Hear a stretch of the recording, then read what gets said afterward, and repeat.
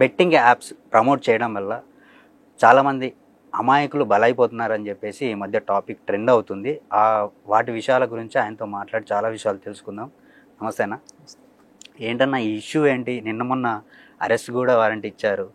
8 మంది ఎవరైతే ఉన్నారో అరెస్ట్ వారెంట్ కాదు, అది జస్ట్ శ్రీముఖాలు రండి స్టేషన్కి వచ్చి మాకు సహకరించండి, డీటెయిల్స్ ఇవ్వండి, సో దట్ ఇన్వెస్టిగేషన్ ముందుకెళ్తుంది. ఈ పెద్ద తరకాలు ఎవరైతే ఉన్నారో ఇవన్నీ ప్రమోట్ చేయమని చెప్పేవాడు. Just models, okay, big models ని వాలంటీర్ చేయడానికి యాప్ తయారు చేసి, అది ఇల్లీగల్ టెరిటరీ కదా ఇది, ఆంధ్ర అండ్ తెలంగాణలో బెట్టింగ్ యాప్స్ చేయకూడదు. అయినా కూడా త్రూ సమ్ మీడియేటర్స్ మీరు ప్రోత్సహించండి అని చెప్పి ఎవరైతే చేస్తున్నారో వాళ్ళని పట్టించాలి కదా. సో వీళ్ళు తెలుసు, వీళ్ళని ఎందుకు రమ్మన్నారు? అదే వీళ్ళు ప్రమోట్ చేశారు కదా. వీళ్ళకి తెలియదా చేసేటప్పుడు? తెలియకే చేస్తారు, చాలా మంది తెలిసి ఎవరు చేస్తారు. కానీ తెలిసిన వాళ్ళు జాగ్రత్తగా పద్ధతిగా చూసుకొని ఏది లీగల్ ఏది ఇల్లీగల్ అన్ని చూసుకొని చేస్తారు. తెలియని వాళ్ళు చూస్తారు. బట్ ఒకసారి చెప్పిన తర్వాత కూడా మళ్ళీ చేశారంటే అది ఖచ్చితంగా రిస్క్ అవుతుంది. ఫస్ట్ టైం కాబట్టి మేబీ ఫైన్తోనో లేకపోతే మరి తక్కువ శిక్షతోనో ఉండొచ్చు. మోస్ట్ లైక్లీ ఫైన్ ఉంటుంది. బట్ ఏదన్నా మనం వాళ్ళని మాత్రమే అనడానికి లేదు, ఇది అవేర్నెస్ బలంగా తీసుకెళ్లాల్సిన అవసరం ఎంతైనా ఉంది. ఎందుకంటే ఇప్పుడు పెద్ద వాళ్ళు చేస్తున్నప్పుడు, వాళ్ళందరూ దర్జాగా తిరుగుతున్నప్పుడు ఇది ఇల్లీగల్ అని మనం ఎవరైనా ఎలా అనుకుంటారు? ఒక సోను సుద్దో లేకపోతే ఒక అమితాబ్ బచ్చనో లేకపోతే వీళ్ళందరూ చేస్తున్నప్పుడు, అంతెందుకు ఇండియా టీంనే డ్రీమ్11 స్పాన్సర్ చేస్తుంది కదా. ఇంత జరుగుతున్నప్పుడు ఇది ఇల్లీగల్ అనే స్పృహ అందరిలో కల్పించాలి కదా. మనం అదే క్రికెట్ చూస్తాం, చప్పట్లు కొడతాం అని చేస్తాం, అక్కడ కంటెస్టులు పెడితే ఆడేవాళ్ళు కూడా చాలా మంది ఉంటారు. బట్ ఈ బెట్టింగ్ యాప్ ఇక్కడ చెల్లదు, ఆంధ్ర తెలంగాణలో తప్పు. ఈ విషయం ఇక్కడే వాటిని రాంగ్ చూస్తున్నారు, మన గవర్నమెంట్ పాలసీ అది. బట్ చాలా మంది ఆడి డబ్బులు కోల్పోతున్నారు, బజార్న పడుతున్నారు, జీవితాలు బతుకులు చితికిపోతున్నాయి. దాదాపు లాస్ట్ ఇయరే 1000 మంది దాకా చనిపోయారు అన్నట్టుగా ఎవరో మరి చెప్తున్నారు, విన్నాను నేను.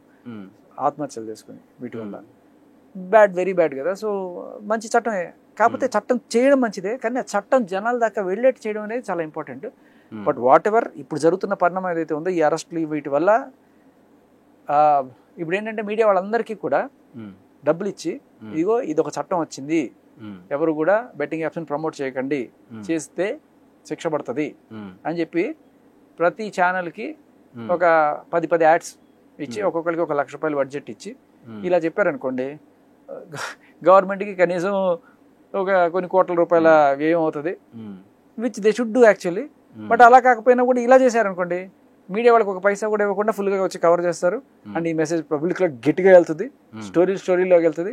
ఏదైనా అలా చేసినా ఇలా చేసినా కూడా, అంటే ఇది డబ్బులు ఖర్చు లేకుండా గవర్నమెంట్కి హ్యాపీగా పబ్లిసిటీ కూడా జరిగిపోతుంది. ఏదైనా జనాలకి తెలియడం అనేది చాలా ఇంపార్టెంట్ పాయింట్ ఇక్కడ.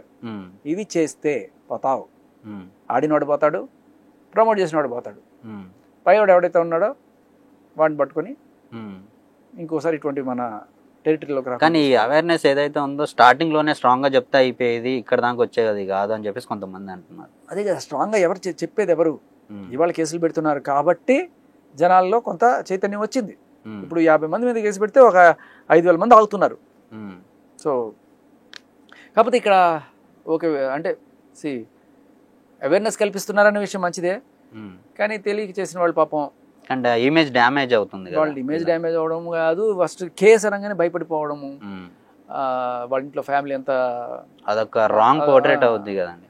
అయ్యో నేను అమెరికా వెళ్ళాలనుకున్నాను, ఇప్పుడు నాకు వీసా ఆగిపోద్దా, లేకపోతే రేపు నేను ఈవెంట్లకు వెళ్ళలేనా, నాకు రేపు సినిమా ఆఫర్లు క్యాన్సిల్ అయిపోతాయి, ఇలా రకరకాల స్పెక్యులేషన్స్ జరుగుతున్న వాళ్ళు, అంటే ఒక రకమైన భయంలో బతుకుతున్నారు వాళ్ళు. సో అది ఏదైనా కూడా మనం నిజాయితీగా ఒకళ్ళు తప్పు చేస్తుంటే తప్పు చేసామని ఒప్పుకోవడం అనేది మంచిది. అండ్ దీనికి సంబంధించిన సంపూర్ణ సహకారం పోలీసు వాళ్ళకి అందించడం ద్వారా మీకు తీవ్రత తగ్గే అవకాశం ఉంటుంది. సో తీవ్రత తక్కువ ఉంటే స్టేషన్లోనే 41 బెయిల్. ఎన్ని యాప్లని ప్రమోట్ చేశారు వీళ్ళు? మనకి ఎఫ్ఐఆర్లో ఉన్నాయి, కొన్ని యాప్స్ మెన్షన్ చేశారు, ఈ పలానా అని. ఇప్పుడు మళ్ళీ మియాపూర్లో కొత్తగా కంప్లైంట్ రిజిస్టర్ అయింది, చూసుంటే ఇవాళ పొద్దునే అనుకుంటా. దాంట్లో కూడా చాలా మంది పెద్దవాళ్ళ పేర్లు, పెద్ద హీరోలు అందరి పేర్లు కూడా వచ్చినాయి. ఎప్పుడైతే వీళ్ళందరూ చేస్తున్నారో, పెద్ద హీరోలు చేస్తున్నప్పుడు, ఓపెన్గానే చేస్తున్నప్పుడు, ఇది చిన్న ఇన్ఫ్లుయెన్సర్స్ తప్పుని ఎలా అనుకుంటారు? వాళ్ళు చేస్తున్నారు కాబట్టి ఓకే లీగలేనేమో అనే ఒక భావన ఉంటుంది కదా. పెద్దవాళ్ళు చేస్తున్నారు కదా, వాళ్ళకి అంత తెలియకుండా చేస్తారా అనేది. అన్న ఎందుకంటే ప్రతి ఉద్దేశంలోనే ఒక్కరు ఉంటారు లాయర్ కాదు వెళ్ళి ప్రతిదీ చదువుకునే అంత ఇది కూడా ఉండదు. నేను ఈ వేళ మన 24/7 ముఖంగా అందరికీ చెప్పేది ఏంటంటే, మీరు ఏమి చేయగలరు, మీ ఫోన్ తీసుకోండి, ఎవరైనా సరే సార్ ఈ ప్రమోట్ చేయండి, ఈ బెట్టింగ్ యాప్ లీగల్ అని చెప్పినా కూడా మీరు నమ్మాల్సిన అవసరం లేదు.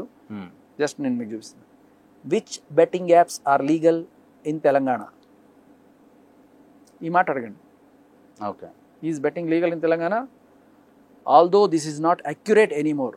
Since January 2020 the states Telangana and Andhra Pradesh banned all underline చేసుకోండి, all gambling apps for the people. So ఎటువంటి గ్యాంబ్లింగ్ యాప్ అయినా సరే మొత్తంగా బ్యాన్ చేసేసారు 2020 నుంచి.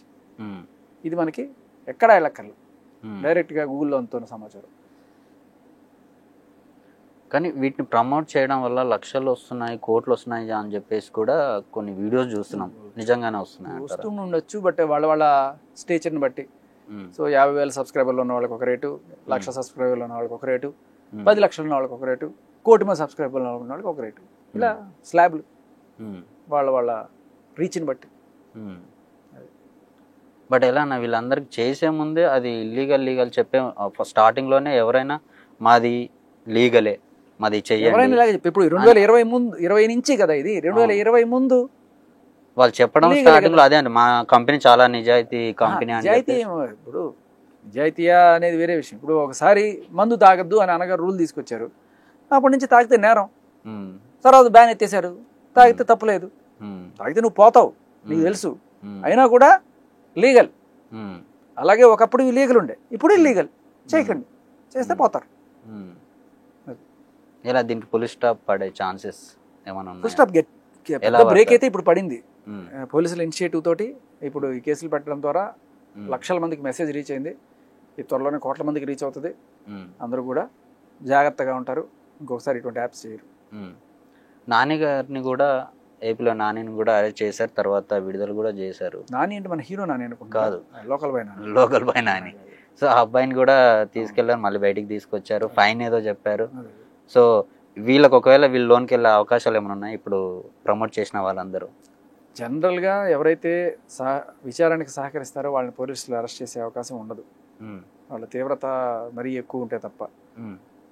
సో తెలియక చేస్తే ఒక టైప్ ఉంటుంది. బట్ ఒకసారి మీకు ఒక నోటీస్ అందిన తర్వాత కూడా మీరు ఇలాంటివి చేస్తున్నారంటే అది వేరే తీరిన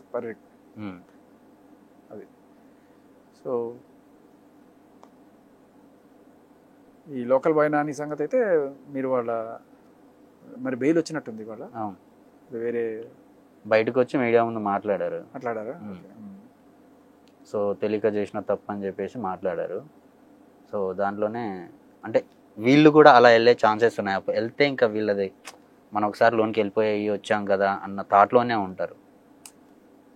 అంతవరకు చేయకుండా ఉండడమే మంచిది, ఎందుకంటే ఇప్పుడు అందరూ కూడా కోఆపరేట్ చేయడానికి సిద్ధంగా ఉన్నారు. ఎప్పుడైతే ఒకళ్ళని ఇలా చేస్తారో, ఇప్పుడు రావాల్సిన వాళ్ళు చాలా మంది ఉన్నారు. ఇప్పుడు 11 మంది ఉన్నారు అనుకోండి ఇవాళ ఎఫ్ఐఆర్లో. సరే టేస్టీ తేజ వచ్చాడు, మొత్తం వివరాలన్నీ ఇచ్చాడు, అయిపోయింది, తను వెళ్ళిపోయాడు. ఇప్పుడు విష్ణుప్రియ వచ్చింది, ఇస్తుంది. బట్ ఒకవేళ కనుక టేస్టీ తేజని అరెస్ట్ చేసేసి ఉండుంటే విష్ణుప్రియ వచ్చేదా? అమ్మో అని చెప్పి వెళ్ళిపోయి లాయర్ని ఆశ్రయించి యాంటిసిపేటరీ బెయిల్ ఏదో తెచ్చుకునేది. తద్వారా ఆ డిస్టెన్స్ పెరుగుతుంది పోలీసులకి, అక్యూజ్డ్కి. వీళ్ళ నుంచి వచ్చే ఇన్ఫర్మేషన్తో పెద్ద దాన్ని ఛేదించాలనుకోండి కష్టం అవుతుంది. కాబట్టి అంటే ఈ కేసు తీవ్రత కూడా జనరల్గా చూస్తే సెక్షన్ 318 అనేది 3 ఏళ్లలోపు కాబట్టి దీనికి జనరల్గా స్టేషన్ బెయిలే ఇచ్చి పంపిస్తారు. దీనివల్ల లేదు అరెస్ట్ అనేది కనుక జరిగితే మాత్రం మిగతా వాళ్ళందరూ కూడా బిగుసుకుంటారు. సో ఎవరైతే సహకరిస్తున్నారో వాళ్ళని ఎంకరేజ్ చేయడమే మంచిది. ఇప్పుడు అందరికన్నా ఫస్ట్ తేజ వచ్చి తను మొత్తం చెప్పడం అనేది మనం నిజంగా హర్షించాలి. అండ్ అంతేకాదు, ఇది ఒక్కటే హర్షించడం అంటే ఇది ఒకటే కాదు, వీళ్ళందరికీ కూడా ఇప్పుడు ఎవరన్నా సరే వాళ్ళ ద్వారా నష్టపోయారు అని అనిపించినప్పుడు ఎవరో వాళ్ళు కనుక్కొని వాళ్ళకి వెళ్ళి జరిగిన నష్టం మన చేతనైనంత మనం పోడ్చడం అనేది కూడా ఇంపార్టెంట్. పోలీసులు కేసులు పెడతారు, అది ఇప్పుడు 2 ఏళ్ళకో 3 ఏళ్ళకో కోర్టుకు వస్తుంది, అది వాళ్ళు ఏదైనా ఫైన్ వేస్తారా, శిక్ష వేస్తారా, దానివల్ల ఇక్కడ నష్టపోయిన వాడికి ఏం రకమైన న్యాయం జరుగుతుంది అనేది కూడా మనం ఆలోచించాలి. సో మేమనేది ఏంటంటే ఇలా ఎవరైతే యాప్స్ చేశారో, ఐ మీన్ ప్రమోట్ చేశారో వాళ్ళ వల్ల కొంతమంది నష్టపోయారు అంటున్నారు కదా, వాళ్ళని ఐడెంటిఫై చేసి వాళ్ళకి నష్టపరిహారం కనుక అందించే కార్యక్రమం చేపడితే యాజ్ ఎ యూనిట్ అందరు కలిసి, బిగ్ బాస్ సెలబ్రిటీస్ కావచ్చు, ఆర్ఎల్స్ యాక్టర్స్ కావచ్చు, అందరు కలిసి వీళ్ళని తీసుకొని చేయడం. అండ్ ఇంకొకటి ఏంటంటే వీళ్ళు ఆడింది, ఇప్పుడు సపోజ్ ఒక రైతు పంట పండించాడు, వాన పడలేక ఇది లోన్ కట్టలేని పరిస్థితిలో ఉన్నప్పుడు అతనికి మనం సాయం చేసామంటే ఒక అర్థం. ఎందుకంటే అతను మనల్ని అందరినీ పోషించే అద్భుతమైన పని చేస్తున్నాడు. లేకపోతే ఒక పాలు అమ్ముకునే వాళ్ళు కావచ్చు, లేకపోతే వీళ్ళందరూ కూడా వాళ్ళ పనులు చేసుకుంటూ చేస్తున్నప్పుడు సడన్గా ఏదైనా హెవాక్ వచ్చి నష్టపోతే వాళ్ళకి మనం సపోర్ట్ చేయడం. బట్ వీళ్ళందరూ ఆడింది గ్యాంబ్లింగే.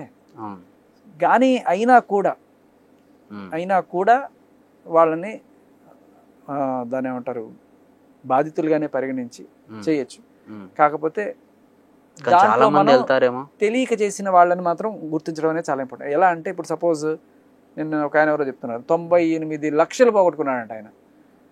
98 లక్షలు నీ దగ్గర ఉంటే ఎందుకు ఈ పనులు? ఆశ 98 లక్షలు కాస్త 10 కోట్లు అయిపోవాలి, 100 కోట్లు అయిపోవాలి. ఎందుకలా? నీ 100 కోట్లు నీకు వస్తున్నాయంటే ఎవరి దగ్గర నుంచో తీసిచ్చిన డబ్బులే కదా, వాడెవడో నష్టపోతేనే కదా నువ్వు లాభపడేది. ఇంకోటి సమాధి మీద కట్టుకునే ఇల్లు ఎందుకయ్యా మనకి?